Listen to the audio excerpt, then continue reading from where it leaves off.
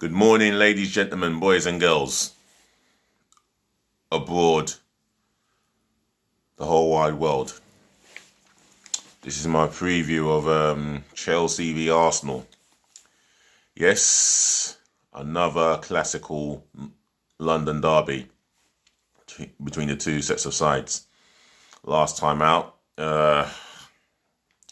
we did enough to get a result because we were terrific for 80 minutes, and then a lapse of concentration in the last 10 minutes, and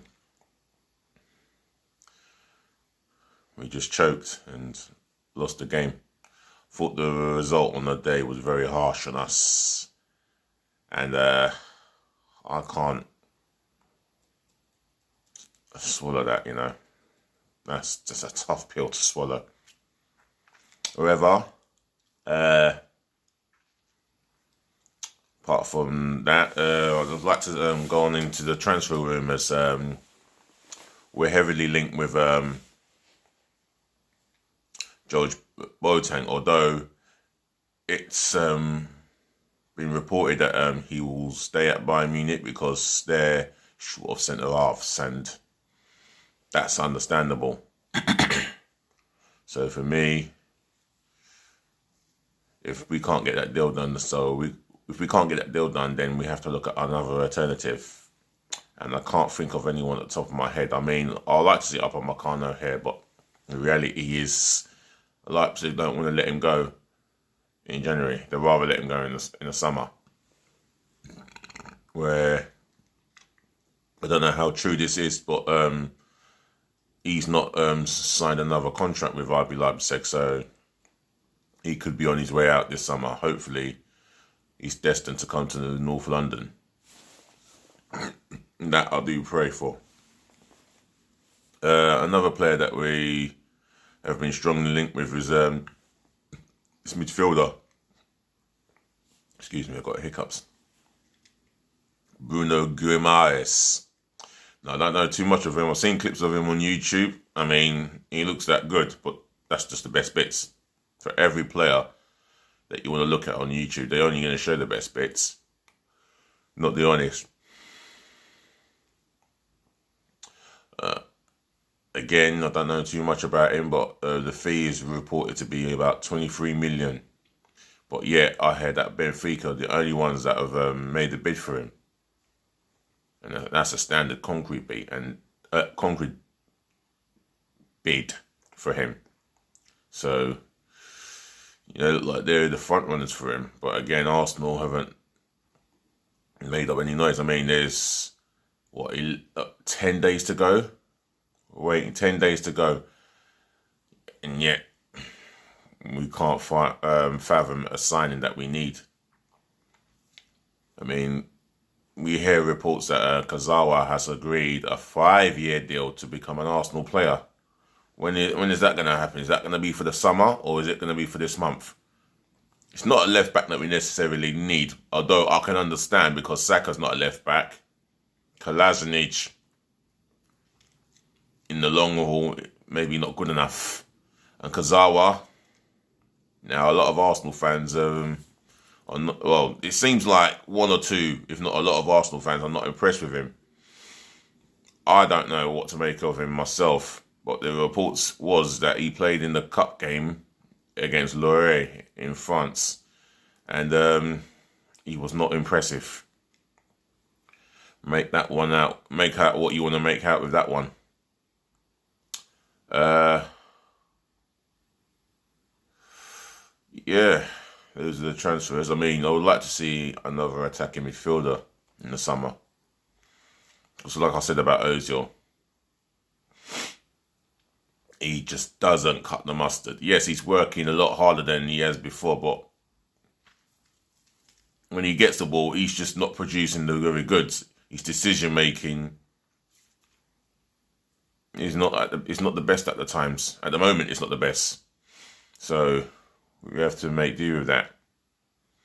This is a player that we have to make do with, and Arteta can only work with what he's got for now. But like I said the other day, I hope the board back him. Edu's trying to go out there and fresh out a deal, so it's been said. Raul Sanllehi, he's out there in France apparently trying to fresh out this deal, so it's been said. But nothing's concrete. Nothing at all is concrete. On that, we have a massive game tonight. Yes, as I've said earlier, away to Chelsea. Now, we've not won there since Robin Van Persie netted a hat-trick in the 5-3 thrilling win. And we've not won there ever since. So we go there with possibly a big chance, but I would say realistically half a chance, because we don't know what Chelsea are going to turn up. I mean, they've lost some serious points at home this season, and the game against Southampton springs to mind. And another game at home, they've dropped some serious amount of points, at home, and they could have had fourth place wrapped up. For us, we want to win to climb that table. I don't like our positioning in the table. I just don't like it at all. And it's the players that we got, that Arteta has to put up with, that has got us into this mess. So they are damn bloody responsible, for this. And looking at it, they should be ashamed of themselves, because they could do a lot better than 10th. Yes, we had Emery. You disrespected him, based on his accent, based on the words he may have pronounced, based on the words that he may have trouble pronouncing, but that is not his fault. But at the same time, maybe the whole saga was not his fault. Maybe Ljungberg was not at fault. They say Wenger wasn't at fault, but he kept defending the Kroenkes. And not only that he kept defending the Kroenkes, his tactics was outdated. His whole game planning was outdated. Hence the reason why I called for his head in 2008. I knew that he was broken. I knew he was breaking up. It's just a matter of time.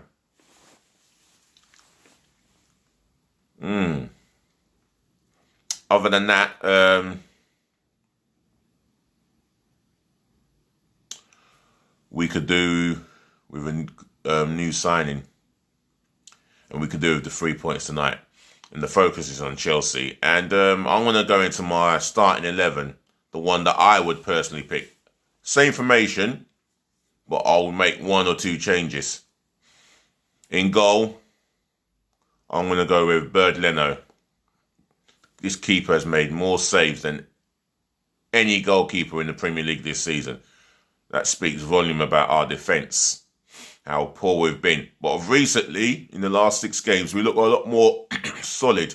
We're conceding less opportunities in front of our goal. And Leno's making less saves of recently. And that's within the last 6 games. And that is basically due to the performances of Socrates and Lloris of recently. Even Mustafi came in and did a good job.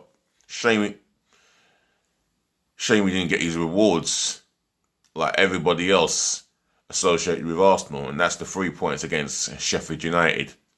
So yeah, Bernd Leno, he continues in goal. The only thing with Bernd Leno is his distribution, and how many times is he going to keep trying to pass out from the back? It gets us into trouble. Bernd Leno, please do the right thing and clear the ball. I don't care if Lacazette is up there by himself. He has to fight to get that ball up in the air. I don't care how he gets it, but he's going to have to fight as hard as he can. He's got to keep fighting. He's working hard, but you got to understand that you need to clear the ball. Otherwise than that, you are, in my personal opinion, my player of the season. Right back. Well, it's been said by Arteta or someone that we've got midfielders playing as wing backs. Well, it's either Maitland-Niles or nothing at all. Although I do kind of entertain the idea of Mustafi playing there, but I'm going to go with AMN, Ainsley Maitland-Niles. I'm going to go with him for this game. And he's going to have hell of a game and perform out of his skin. I mean, on Saturday he was average on the ball and off the ball. And yeah, the goal came from his side because he wasn't tight enough. That's the only reason why John Fleck got the goal. My two centre-half pairing, if Socrates is recovered from illness, then I'll go with him. If he hasn't, then it's going to be Rob Holding. For me, I don't think I can trust Mustafi in this fixture. I just don't know if I can trust him. I don't think I can. No, I don't trust Mustafi in this fixture. There's always a mistake in him and it can come out at any given moment. And with Rob Holding, I know it might sound like a strange decision, but he is a better centre-half. He needs games. And he can prove that he is a better centre-half. And he can prove that he's a good centre-half. Nobody gave Chambers a chance, and look at how well he's performed. He's been our best performing centre-half this season, in my personal, humble opinion. But Chambers is out injured, so I'm going to go with Rob Holding. And next to him, I'm going to go with David Luiz. I mean, he would love to get one over his club. His old club, should I say. 35-yard free kick, top bins, he'd love that. But defending is first for him. And he's done that well, a lot better since Arteta has taken over the reins. You know? My left back, it'll have to be Saka or nothing at all. Because we are really, really short there. Kurzawa, if he is to come in, he's not registered on time. So it's going to be Bukayo Saka. And I'm not picking him because of my Nigerian heritage. No. I'm picking him because he's the only option we've got, and he's best suited as the best emergency option that we've got. And he's not done too bad in that position, even though I like him further forward in his left mid position. That's where he is more dangerous. And that's where his future is going to be. But for the time being, he's going to go at left back for this game. My two in front of the midfield, my two in front of the defence. Torreira, who had an outstanding game against Sheffield United. He's another one who deserved to be in a team that won 3 points at home to Sheffield United. He's a Torreira we know from the first 5 months. He's breaking up play, physically competing, getting in the faces of defensive midfielders, with other defensive midfielders, getting in their faces, breaking up play. Yeah, he's the man that I would want in my midfield for this game. He's got to be the first choice. Alongside him, he's going to go with Xhaka. I think it will be Xhaka. But if it was me, I would go with Ceballos in there. But then again, I won't play him there. I'll play Xhaka there. I mean, yeah, there is, like I said, there is better out there than Xhaka. There is an upgrade on Xhaka. We just need to identify that individual who is best to play in his position. Because Xhaka's not mobile enough and he doesn't drive with the ball. The only time I've ever seen him drive with the ball was against Leeds.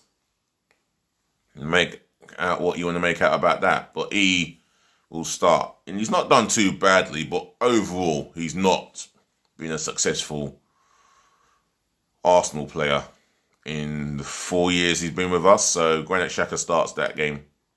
He will start against Chelsea. Even though it's a team even though it's an individual I want to pick, but there you go. My 3, Pepe. We're gonna need a big game from him, a really big game from him. He was guilty of giving the ball away, not making the right decision, and he was too over rash in his decision making. He just needs to calm down and relax. You know, I don't want to see him attempt a shot and it's not going to go through a defender. It's going to get blocked every time. Just calm down. On the left, Martinelli. Now, this guy, only 18. God knows when he's 19, but he was my man of the match personally. He did everything he could to get the ball back when he lost it, or if it was lost. He did everything for the team.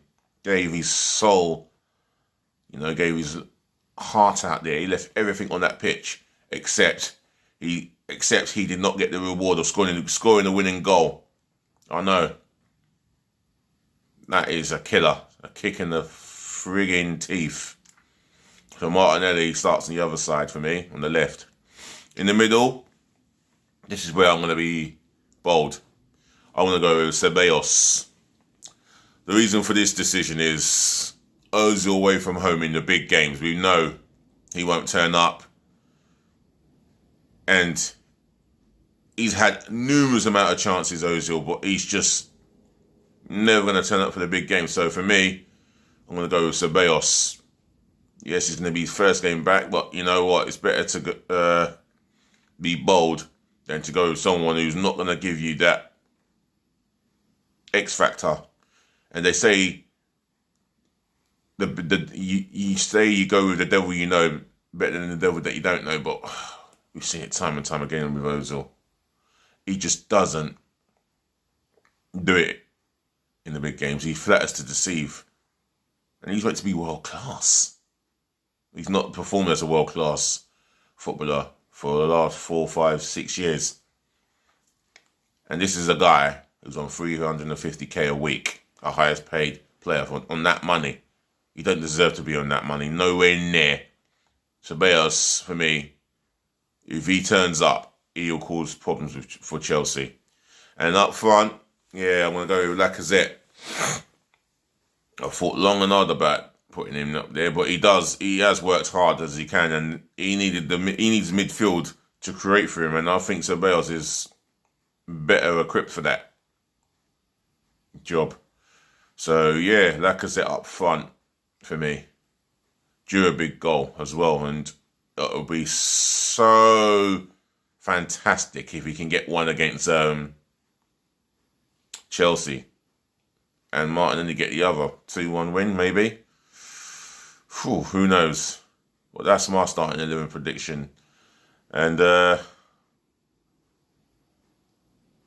said what I've needed to say. So, guys, have a nice day, whatever you're doing.